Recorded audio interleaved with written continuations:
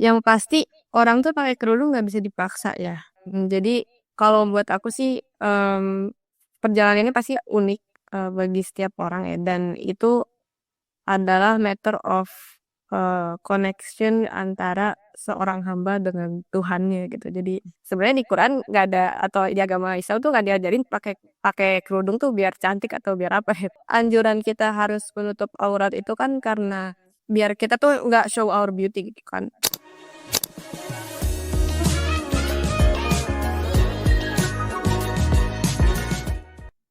Assalamualaikum warahmatullahi wabarakatuh, teman-teman semua. Selamat datang di podcast di Hijab Jemi. Podcast yang merupakan bagian dari acara International Hijab Solidarity Day dari Kemusliman Saleh Lampung. Sebelumnya kenalin aku Salma. Kali ini berperan sebagai host dan di sini kita kedatangan tamu spesial jauh-jauh dari New York ya, teman-teman. Assalamualaikum Kak Afra. Halo, salam kenal. Nama aku Afra. Jadi sebelumnya mungkin biar kita lebih kenal, boleh Kak Afra cerita dulu dong kesibukannya akhir-akhir ini. Salam kenal. Nama lengkap aku Afra Rizatri Kamili.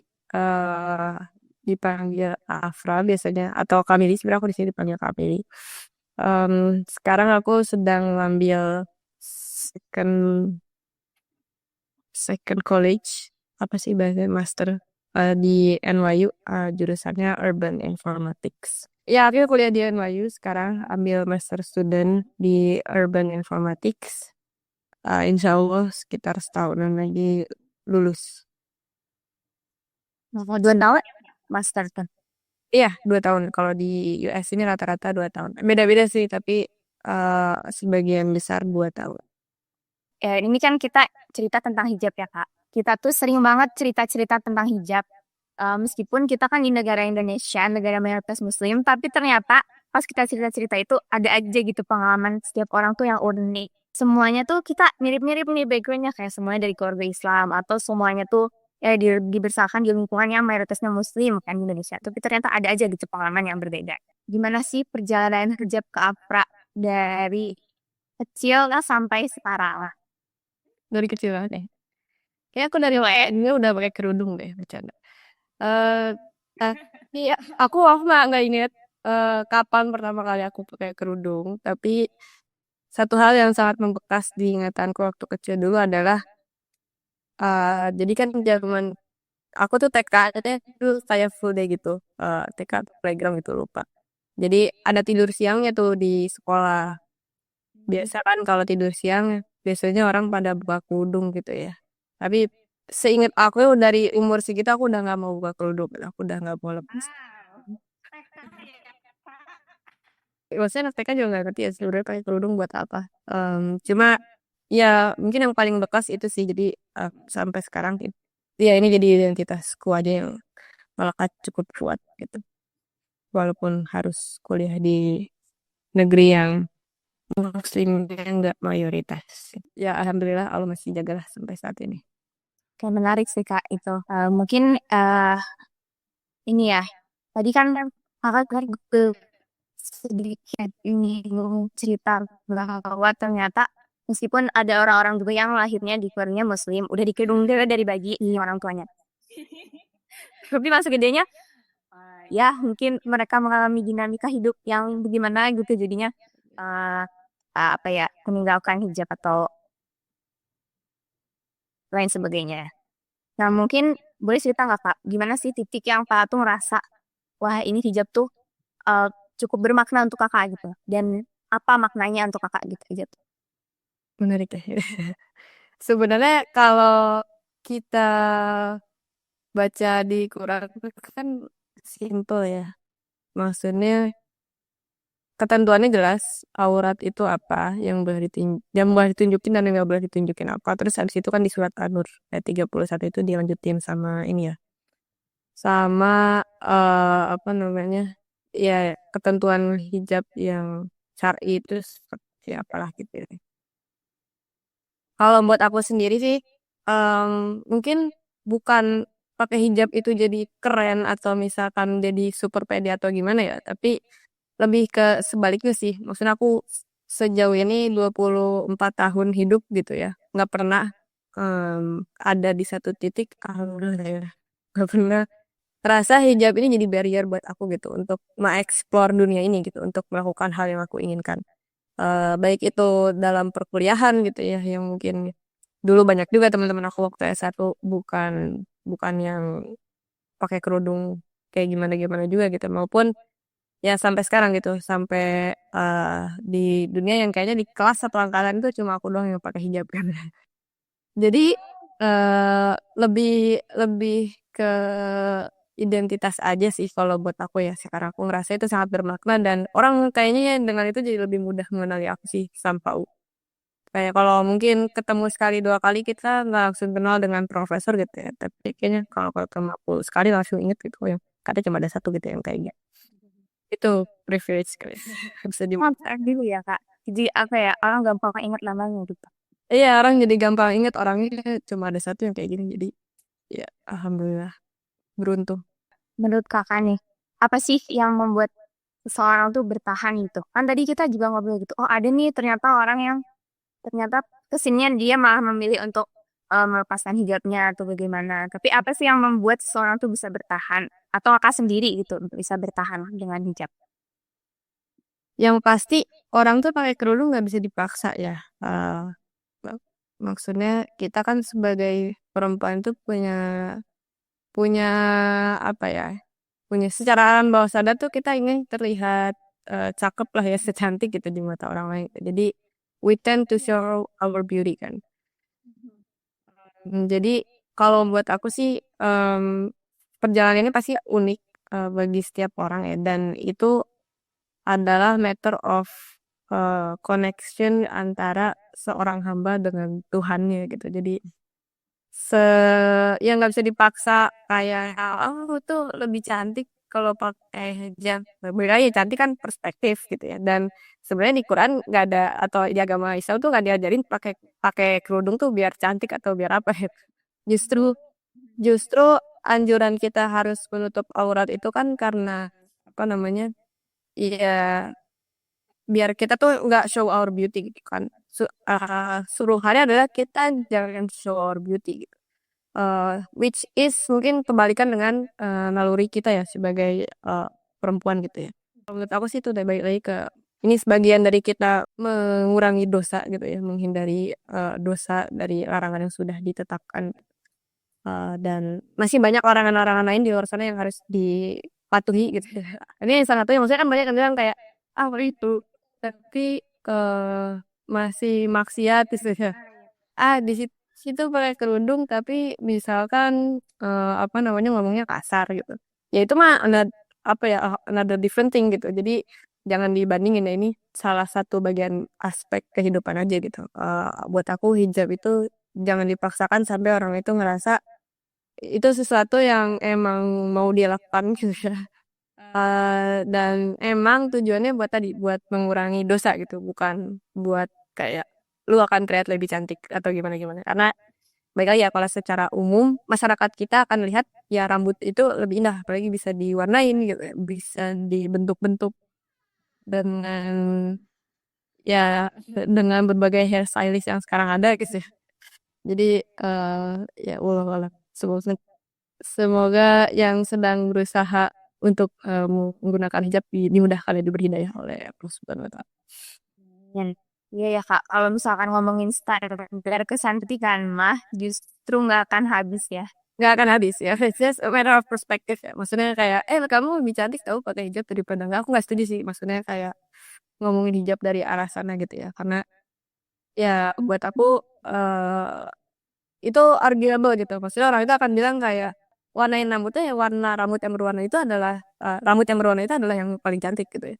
Kalau biasa orang ketemu pakai kerudung, ya yang pakai kerudung itu yang lebih cantik. Jadi apa namanya? Ya itu nggak akan ada habisnya lah diskusi ke arah sana mah gitu. Setuju, setuju. Eh, mungkin nih kak, kan kakak tuh kuliahnya di Antartika kan. Gimana sih pandangan orang-orang sekitar? Kan tadi kakak juga cerita tuh, kakak tuh sendiri di kelas yang pakai hijab. Pandangan orang-orang sekitar ke muslimah yang berhijab tuh gimana sih kak? Hmm. Ya, BTW for konteks aku nih tinggal di New York ya. Jadi bisa dibilang dari diversity atau keberagamannya itu termasuk yang paling luas atau paling tinggi lah di Amerika. Aku nggak tahu jadi di state lain, di negara bagian lain itu seperti apa. Tapi yang aku lihat di sini Muslim itu banyak gitu sebenarnya. Ada, setahu kalau secara statistik itu sekitar 11%. Jadi secara umum kalau anak muda, maksudnya kayak yang mungkin Gen Z, Gen X itu masih masih mereka relatif lebih toleran lah ya, maksudnya kalau aku lihat terhadap orang berhijab. Walaupun aku nggak bilang aku merasa terganggu dengan pakai kerudung ya, tapi ya ada kayak feeling kalau lagi di tempat umum itu orang-orang yang agak tua atau yang very ada lah ya yang merasa mereka super super gitu ya. Itu tuh sedikit menjauhi tapi nggak sampai mengganggu sih, maksudnya kayak mungkin agak skeptis aja karena ya di sini kan pernah ada 9/11 juga gitu ya yang bikin pada saat itu Islamofobia itu sangat tinggi gitu. Jadi aku tidak menyalahkan itu. Tapi yang pasti di dunia akademik, di kelas, di kampus, dosen-dosennya, teman-temannya itu udah relatif jauh lebih ini sih, maksudnya terbuka gitu ya dan nggak peduli juga kayaknya tentang pakaian orang-orang. Karena kenapa keberagaman itu penting ya? Karena di sini emang orang sebebas dan seaneh itu sih, maksudnya eh, apa ya? Kalau kita bahkan kita akan ngejudge ya mungkin orang yang biasa di Indo gitu ya, ngelihat beberapa orang di kelas gitu atau di tempat umum tertentu kalau ngelihat pakaiannya gitu ya atau kalau melihat cara dia ya behaviornya gitu ya karakternya. Tapi ya balik lagi karena ini beragam dan semua orang kayaknya nggak peduli juga. Ya kenapa sih mau pakai kerudung padahal kan panas nah kan ada kayaknya yang ditanya seperti itu gitu. eh jadi ya no problem sih sejauh ini dan selama yang dilihat kan merit ya kemampuan gitu kompetensi jadi selama kita bisa punya kompetensi yang sama bagusnya atau bahkan lebih bagus dari teman-teman kita ya profesor misalnya punya proyek ya nggak akan sungkan untuk nawarin ke kita gitu nggak akan ada mikir dua kali untuk apa namanya untuk narik kita karena kita pakai hijab atau muslim gitu ya nggak akan sampai kayak gitu sih. Ternyata karena mereka memang lebih diverse dan mereka jadinya semacam lebih respect gitu juga ya. Iya, entah lebih respect atau lebih nggak peduli terhadap orang lain sih. Jadi kalau di kita semua orang di komen kalau bisa itu ya. Ada bagusnya, ada nggak bagusnya. Kadang kayak kalau ngerasa ini kayaknya nggak cocok deh, apa namanya, ada di tempat publik gitu. Tapi orang kayak ya ya kayak gitu aja gitu. Jadi mungkin kurang bagusnya kayak gitu, tapi ya bagusnya kita mau se sebebas apapun gitu ya mengekspresikan diri kita, ya terserah aja gitu. Gimana nih Kak perbandingan eh, pengalamannya dengan waktu Kakak di Indonesia? Dibanding waktu di Indonesia ya. Em, Lebih nyaman emang sih kalau kita punya apa ya ketemu orang-orang yang mirip dengan kita ya. Kayaknya itu apa ya natural aja ya. Secara alamiah semua manusia kayak gitu gitu. Kalau kita punya temen yang sama-sama pakai kerudung bahkan kalian tadi bilang diskusi tentang kerudung gitu. Ya di sini nggak ada.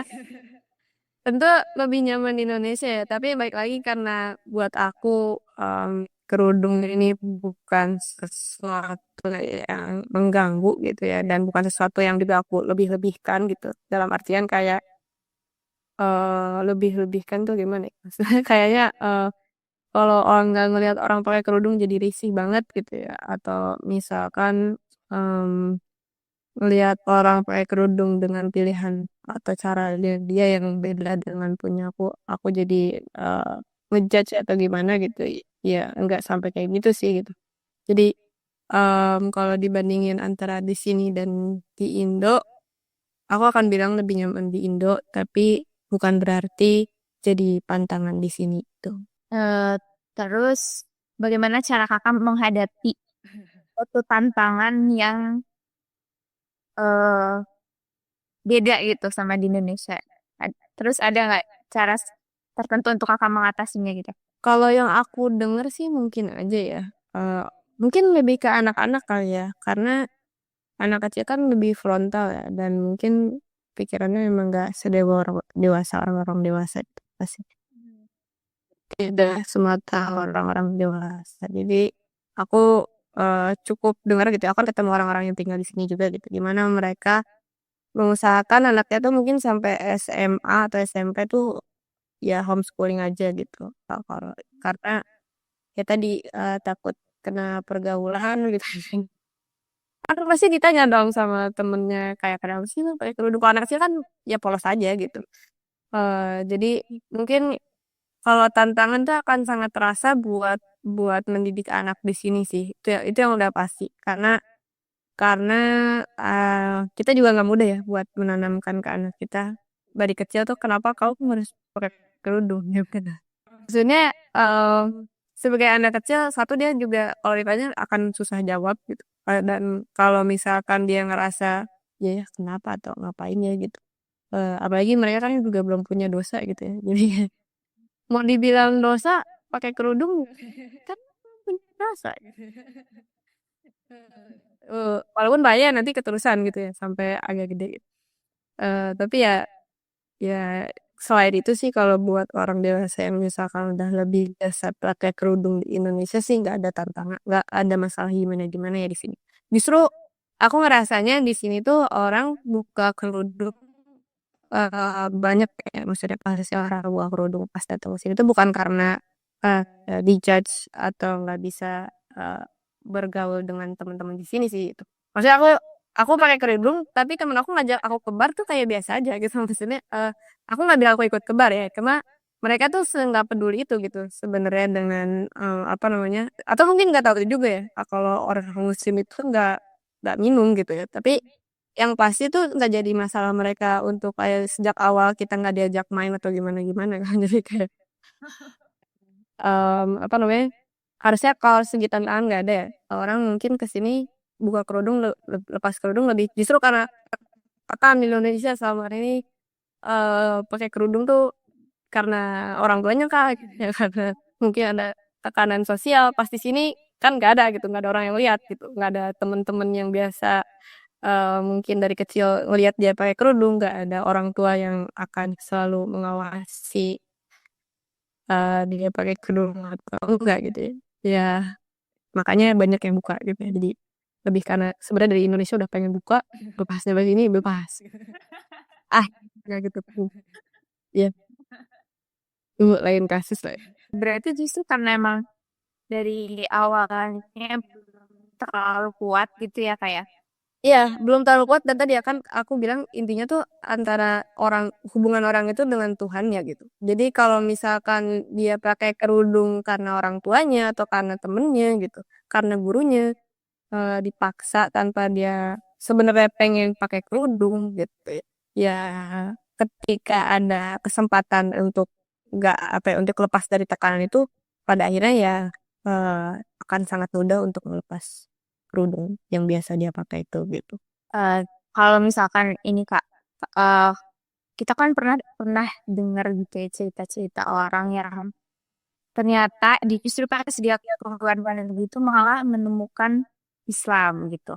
Tapi kalau pengalaman kakak ada nggak saat-saat dimana kakak tuh merasa ternyata ada bagian Islam tuh yang lebih hidup di Amerika?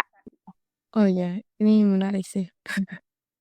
Karena tapi ya, pada dasarnya di sini sangat beragam dan orangnya sebenarnya cukup kritis sih gitu. Jadi eh, apa namanya, kalau kita nggak punya landasan yang kuat itu akan dengan sangat mudah memilih jalan yang lain gitu. Maksudnya kalau kita nggak tahu kayak tadi ya, kenapa harus pakai kerudung, ya dengan mudah kita akan mengambil apa yang biasa atau mengambil keputusan seperti yang biasa kita lihat gitu ya. Biasa kita lihat orang nggak pakai kerudung atau mungkin pakai kerudungnya cuma ya kayak pejabat gitu ya, ibu pejabat.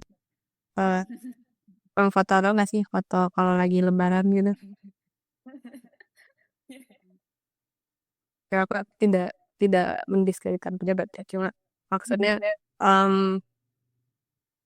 ya dia akan ngikutin itu gitu kalau nggak punya foundation yang kuat. Karena kayaknya di antara orang pakai kerudung berapa banyak sih yang tahu ayat tentang kerudung itu kayak gimana gitu. Banyak orang yang pada bahas kerudung itu boleh nggak sih lehernya kebuka gitu atau misalkan tutup rambutnya aja, sisanya kebuka gitu. Eh, Banyak yang mempertanyakan itu sih. Tapi itu kan artinya menurut aku nggak ngerti aja sih gitu. Apa namanya? Yang dilarang itu apa gitu. Karena sebelum ayatnya bahas kerudung gitu kan itu di situ jelas di state kalau semua itu harus ditutup kecuali yang biasa terlihat gitu ya. Dan sebagian besar ulama menafsirkan itu wajah dan telapak tangan. Ada yang argue kaki boleh gitu ya sebagian kecil, tapi ya tadi gitu nggak ada yang argue leher itu boleh kebuka. Di situ nggak ada isi. Itu kan maksudnya ini kita mau bahas kerudung ya gitu ya tadi ya. Jadi itu ada miskonsepsi di situ sih kalau menurut aku.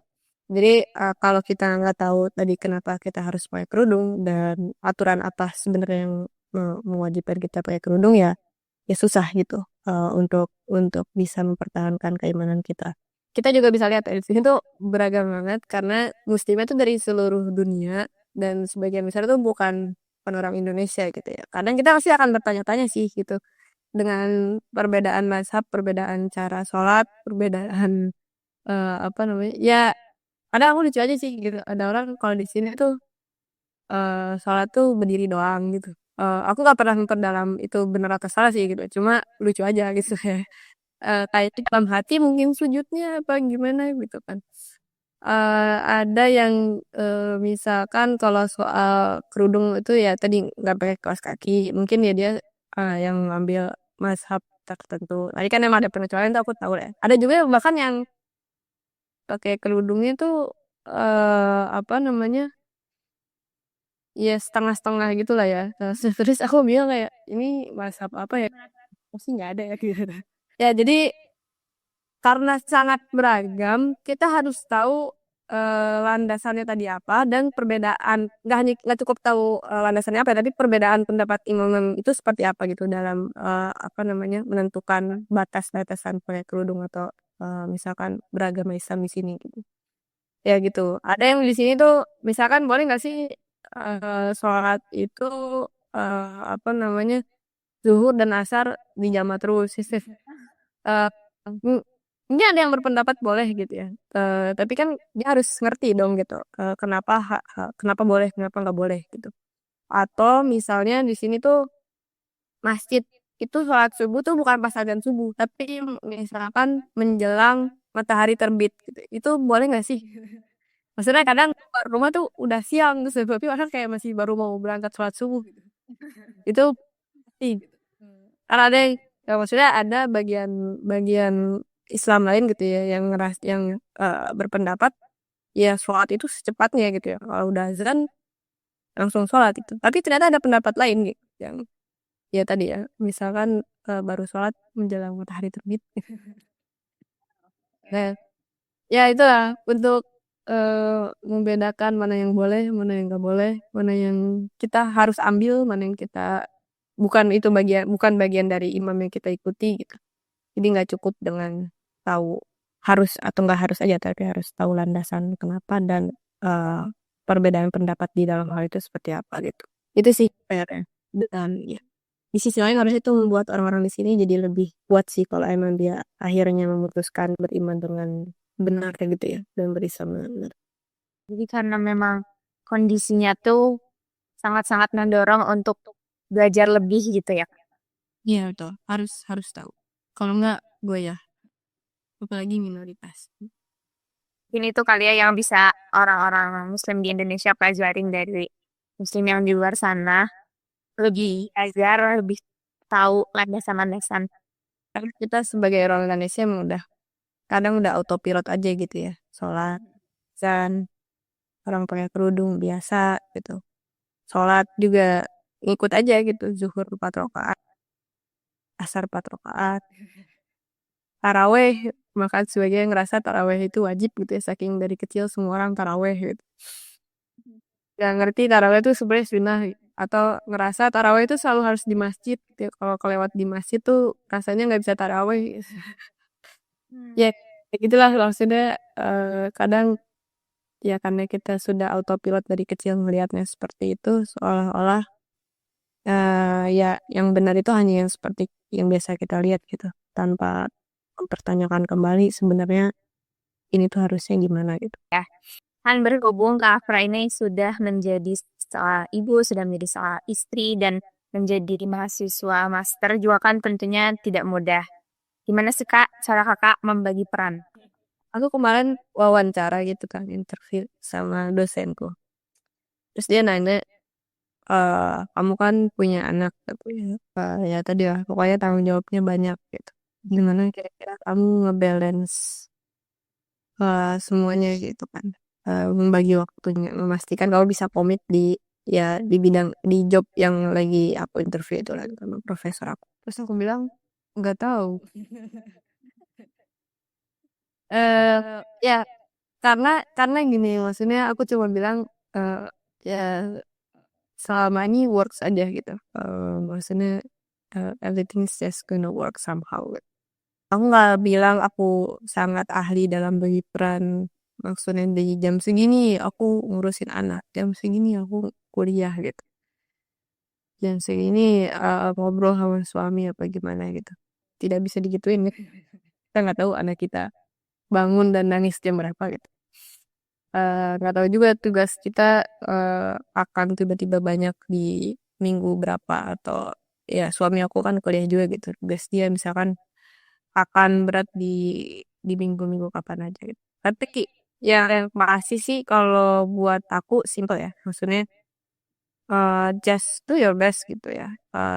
Aku selalu berdoa untuk nggak dikasih beban lebih dari apa yang aku nggak bisa pegang gitu kalau di surat Al-Baqarah itu kan gitu ya.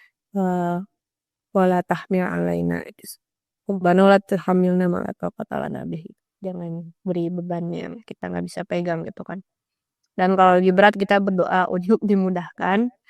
Em, tapi ya pada akhirnya kalau itu semua udah dilakukan, insya Allah ya beres juga sih gitu. Nanti Allah yang kasih jalan keluarnya. Oh, lagi numpuk ada deadline mungkin hari ini harus lebih malam tidurnya atau harus dititipin anak misalkan full ke suami ya tapi ya udah gitu besoknya bisnis as usual lagi gitu balik ke biasanya kadang ngantuk tapi biasanya ada juga waktu-waktu bisa istirahat lebih banyak follow the flow aja sih percaya aja kalau kalau buat Allah itu mudah banget gitu ya kita dari seorang yang gak punya apa-apa misalkan tiba-tiba dapat duit kaget gitu tapi kan misalnya bukan itu ya. Ada prosesnya lah. Misalnya aku juga selalu membayangkan gitu. Kalau misalkan tiba-tiba jadi presiden nih Kak, atau jadi direktur World Bank sekarang nih. Nganggupan maksudnya kayak wow sukses gitu ya. Mungkin secara Cisma secara LinkedIn gitu ya kita bisa upload I'm happy to share that I am now the World Bank gitu. Tapi kan kita nggak tahu World Bank itu ngapain aja misalnya. Jadi ya gradual aja gitu Allah yang kasih jalannya gitu ya. Gimana melatih kita dalam proses kehidupan ini untuk ya tadi mungkin diberi amanah baru gitu untuk dapat tanggung jawab baru. Noted Kak. Simpelnya adalah berdoa dan lakukan yang terbaik. Ya Kak. Oke. Kakak kan di bidang, waktu itu kan di ITB, sekolahnya di bidang perencanaan kota ya Kak ya. Hmm. Terus sekarang lanjutnya di apa Kak? Yang selaras juga kan Kak sama. Ya nih sih koneksi cuma lebih ke urban data science jadi menghubungkan data science dengan perencanaan kota. Ini kan kakak projectnya juga banyak banget ya, udah di bidang urban data science itu. Apa sih Kak yang main buat kakak itu passionate di bidang itu? Udah nih pertanyaan buat aku PSCP. eh tapi ini sih maksudnya aku punya tujuan ya itu satu jadi aku punya visi kenapa aku mau kuliah di sini gitu kenapa aku mencari apa jadi itu yang mungkin, mendrive aku untuk mau nggak mau harus passionate gitu ya. Jadi mau nggak mau harus harus mengerjakan hal itu dan ya Allah balik lagi itu balik lagi akhirnya nanti, Allah sendiri yang tunjukin jalannya. Jadi aku ngerjain project-project itu nggak tahu ya kayak kayak banyak tapi sebenarnya kayak berlalu aja sih sambil kuliah. Kesempatan apa aku ikut misalkan, ada lomba gitu ya aku ikut pada saat itu yang memungkinkan untuk ikut. Ada kapasitasnya aku kerjain selesai satu gitu, taunya misalkan lombanya menang gitu, menang terus ditawarin buat lanjut paper gitu ya, nulis. Ya udah gitu dikerjain dapat satu paper gitu kan. Terus, habis itu ada juga aku kayak misalkan di semester ini ya, summer ini kan sebenarnya holiday ya. Aku, eee, aku tahu aku baru melahirkan gitu, aku sudah tahu bulan Mei itu estimasi aku lahiran dan aku nggak mungkin ngambil tanggung jawab yang sangat berat gitu ya, karena, di perkuliahan gitu, karena transisinya, pasti butuh waktu lah gitu untuk aku ya adaptasi dan bisa bisa mikirin hal lain mungkin ya selain anak aku gitu. Jadi aku ambil yang mudah gitu, mudah berapa bulan, taunya aku bisa approach profesornya gitu buat, boleh nggak sih aku, sekarang udah punya kapasitas lebih lah, aku merasa aku udah punya kapasitas lebih, terus aku nawarin dosen aku untuk go beyond, ya yang mereka tetapkan gitu ya bebannya. Terus profesor aku terbuka gitu dan dia nawarin aku buat ngerjain paper lagi gitu, ya udah aku kerjain.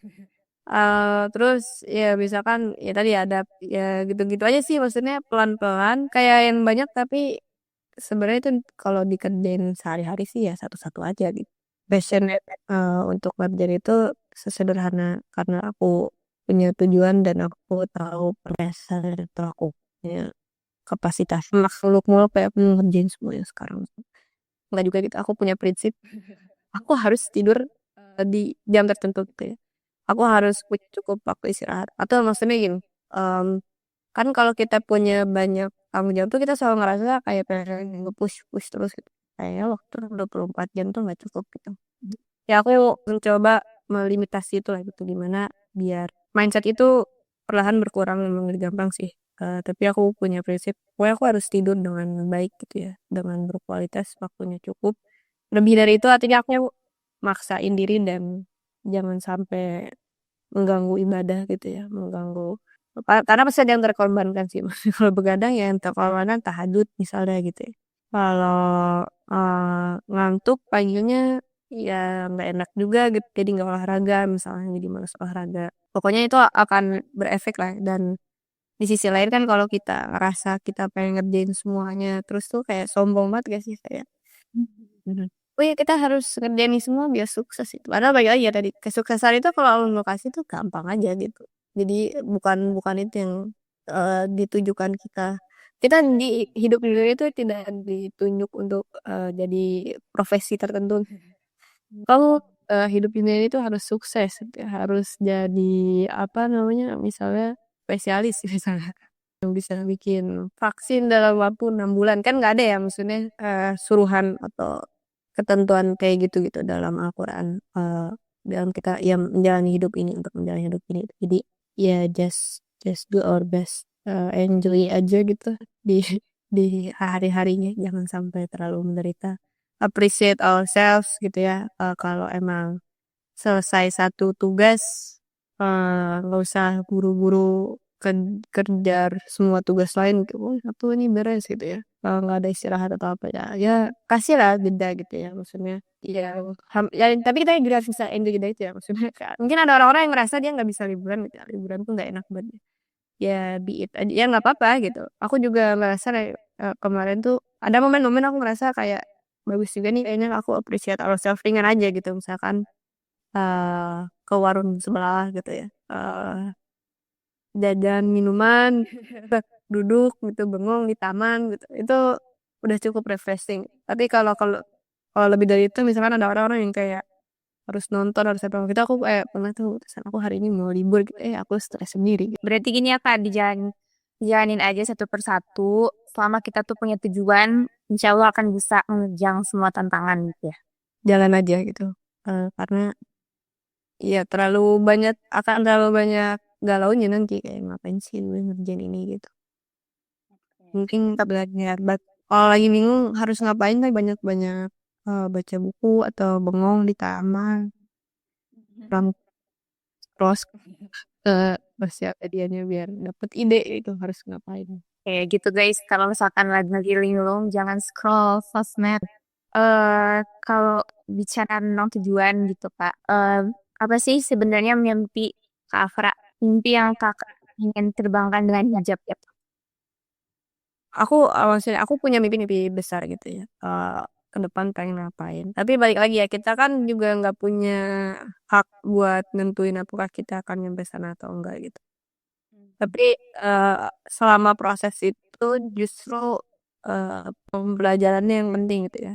Kenangannya yang ada di sana gitu ya. Perasaan sedih, senangnya yang emang harus kita nikmatin gitu.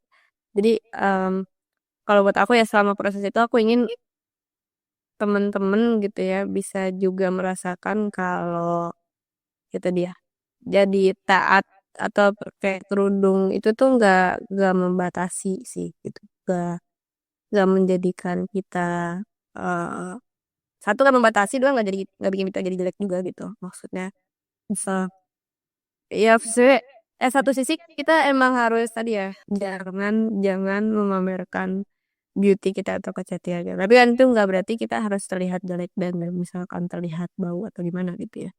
Pakai kerudung itu nggak akan membatasi kita dan nggak akan bikin kita jadi jelek juga. Ya. Kalau ada teman-teman di sana yang lagi galau mau pakai kerudung atau enggak gitu ya, atau kalau mau pakai kerudung karena dipaksa, jangan jangan dipaksain. Maksudnya find your reason, strong reason untuk menggunakan kerudung itu gitu. Karena sama dengan berhenti dari dosa-dosa lain gitu ya. Kalau kita misalkan kita punya dosa lain gitu, misalkan ada orang yang bilang biasa jadi gitu ya. Nggak sama sih. Tapi maksudnya nggak mudah gitu untuk berhenti atau mengurangi dosa di bidang tersebut gitu ya. Tapi ya find your strong reason biar kalau nanti emang udah berhenti tuh bisa konsisten gitu ya. Bisa kuat lepas omongan orang atau penjelasan. Pasti ada aja sih netizen Indonesia kan pedes-pedes ya gitu ya. Tapi kita sebagai orang yang udah biasa pakai kerudung dan nyaman-nyaman aja pakai kerudung nggak perlu komen orang-orang seperti itu gitu. Dan buat teman-teman yang mungkin belum pakai kerudung, ada teman yang mau pakai kerudung ya nggak usah komen juga gitu. Sisanya berlaku otherwise. Gak usah komen, lu lebih cantik lah. Nggak pakai kerudung gitu ya. Lu tuh kayak gini gitu, lu nggak tahu rambut lu tuh lebih cantik dari orang biasa atau kayak gimana. Ya nggak usah komen, sama aja sih menurut aku. Jadi ya semangat aja deh kalau buat journey berkerudung teman-teman gitu dan dinikmati. Oke, mungkin itu pertanyaan terakhir dari podcast episode kali ini. Buat teman-teman yang mungkin mendapatkan hal menarik, boleh komen. Kalau mau komentar, nanti kita post di YouTube Kak Inka. Terima kasih sudah menyediakan podcast ini. Semoga yang menyelenggarakan juga dapat, kalau ada manfaat yang tersebar ya kan, dapat manfaat ya bisa dinikmati oleh semua. Amin. Oke, terima kasih Kak Afra sudah berkenan hadir. Eh, Mungkin sekian dari aku. Lancar-lancar Kak Afra kuliahnya. Semoga semuanya disukseskan, dikuatkan di sana dan anaknya Kak Afra bisa menjadi anak yang soleh, kebanggaan dua orang tua. Terima kasih doa indahnya. Semoga dibalas dengan yang lebih baik. Sampai jumpa di episode selanjutnya. Dadah.